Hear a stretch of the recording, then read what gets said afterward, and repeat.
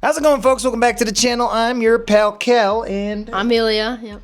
So me and Ilya have done collaboration videos in the past, and we decided to give it a name. Well, he gave it a name last time, calling it Valley Bros. So this is like episode 3 or 4. Which episode is this? 6, 7, I don't know. Maybe, like, we've been doing a couple of Valley Bros episodes, but today's video in particular is about the Panda RF, and the Panda RF is pretty... Pandwarf Rogue Pro. Rogue Pro.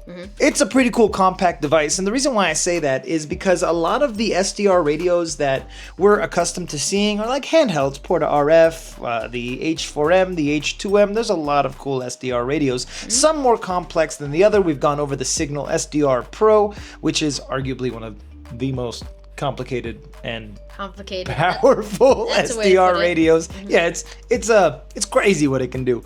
Now the Panda RF is literally one of the most professional devices that I've ever seen. Like the UI, everything about it, what it's capable of is kind of crazy. And that we do have to put a disclaimer here. This video is for educational purposes only, and remember to only test your own hardware. Do not test networks or do not transmit on any signal that you do not have permission to transmit on.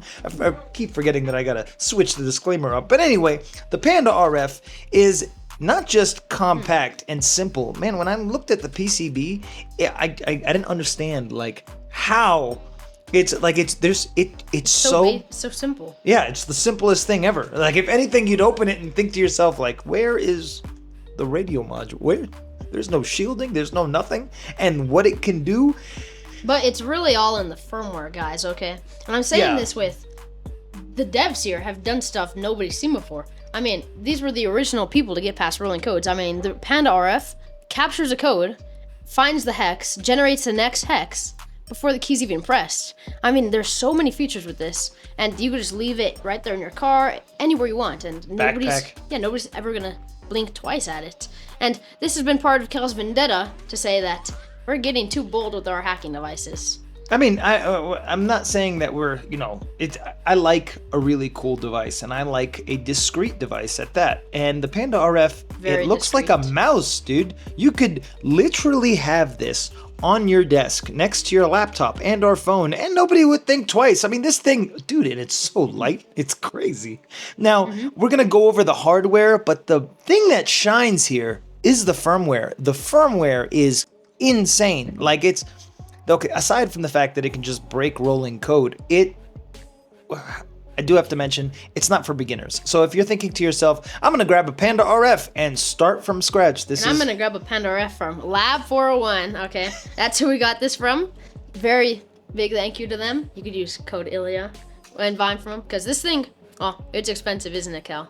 Yeah, I personally don't own a Panda RF. I was happy to play with it, and I didn't understand the price point at first. And I'm a big fan of DIY projects and, simple tools that can help teach you a lot, especially when, think about it, you can grab an H4M or an H2M for under 100, 150, sometimes $200.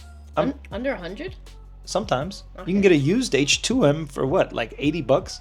I've seen them I've seen them priced modestly, but these are SDR radios that can teach you a lot. The Panda RF is, man, it's another league, and it is. You need to already have the knowledge there on what SDR is. It's definitely not beginner friendly. And so if you're thinking to yourself like, oh, I need that, just wait a second, maybe look at the UI and understand how SDRs work in general. How maybe think about getting your radio license. There's a lot of maybe precursors to just jumping straight into a Panda RF head on. How many different versions do they have of this?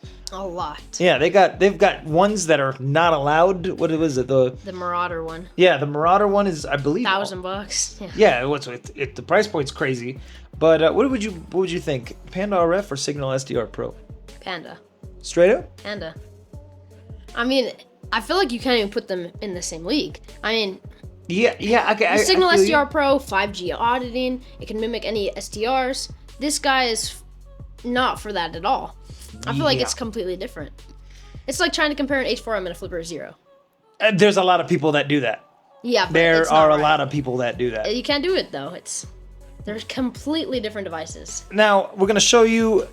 Let me show you exactly what makes this thing special. So this is what it looks like. You got an SMA antenna on the side, and you could swap this out if you want, a larger antenna. But I think this is It's just fine, inconspicuous. On and off switch right here, you've got your select buttons 1, 2, 3, and 4. The Panda's eyes light up, and I think that's a pretty cool touch. It says Pandwarf Rogue Pro. On the side, we've got a USB-C port.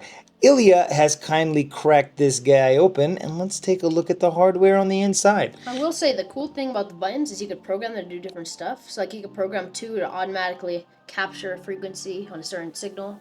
So you could set them up to do cool stuff for sure. That is amazing. So we've got exposed pins here on the top, as well as our, a 500 milliamp hour battery.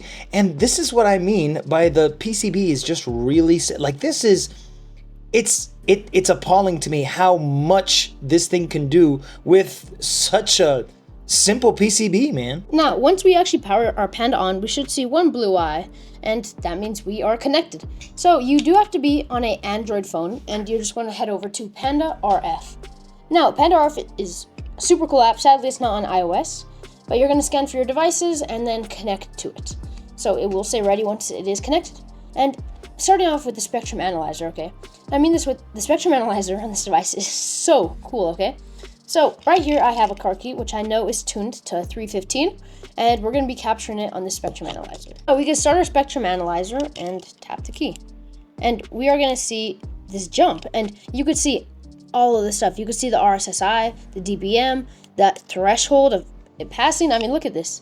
Have you ever seen, Cal, come up there. I want you for this part. So we're going to head over to 315, get our car key ready, start the spectrum analyzer, and let's see how this looks. So we are going to be seeing the RSSI, or the dBm, the threshold of it, and where it's peaking, where it's averaging. I mean, Kel, look at this.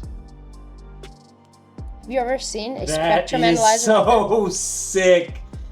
So we're going to be getting all the information off this. We can record it, we can save it, and then we can send it back later. We also have our RX and our TX. So from receiving, which is the RX, and the TX, which is transmitting, we could choose our amplifier inside of it, what frequency we want to be on, and then we could capture it. We could transmit our signal, and we're going to be able to do all this stuff. We also have brute forcing. Now the Pandwarf is known for its immense brute forcing. I mean, you choose the chip you're trying to brute force, the brand, the model, and then you literally just set it going. And I have not seen any other devices that really brute force like this. Have you? No, I haven't. I mean, this is unique within its own right. I feel like a lot of developers now are holding back from what they can do, and the Pandwarf guys just went fully insane mode with this. So you also have a few other protocols on here which are super advanced. Cal, what do you think of this one? Man.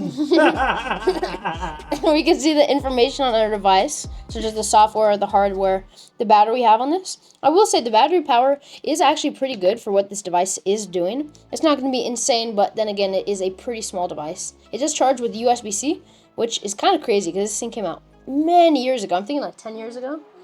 And they had USB-C on it. And then we could also just update our device. There have been a few recent updates, but we could update the BLE, we could update the RF, and then we could update our app. So there's definitely a lot going on with the Pandwarf, and I feel like there's a lot of stuff not many people talk about. So we could even do a lot of the stuff on here. We could turn the lights on or off on the actual Panda, and then we could actually just power it off if you're in like a bad situation. So we could turn this off, and yeah, it's a pretty neat device. And I mean that with, it's unique. I haven't seen many other devices like the Pandwarf in a long time. Well, there's also the factor that there's kind of some things that we can't show on YouTube. And I get a little backlash for this. They're like, well, why don't you show us, well, things that we can't show off? Why not? There are some things, guys, that you have to sit down and have a understanding of a lot more to fully grasp and use a lot of the tools that we go over.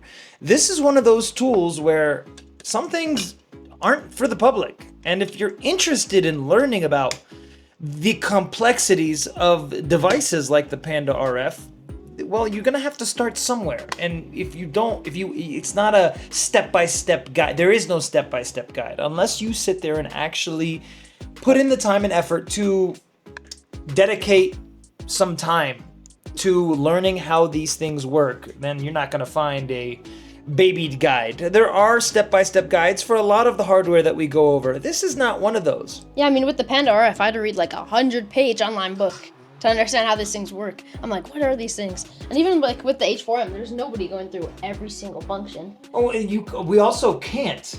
Guys, the H4M, everybody's like, oh, I can't find a guide on how to insert bad thing here. It's like, you're not gonna find that. That's not there. Not only that, it's not allowed. So like a lot of us can't risk our platforms. Like, yeah, we're gonna show you cool gear, but we also have to be a little bit obscure about how we do it. Because in the wrong hands, man, devices could be kind of nefarious. And especially with a lot of these devices, that's the fun in it. You have to learn how to use your own device if you just rely on other people to use it. If you want to understand radio in general, study to get your ham radio license. That's a great entryway.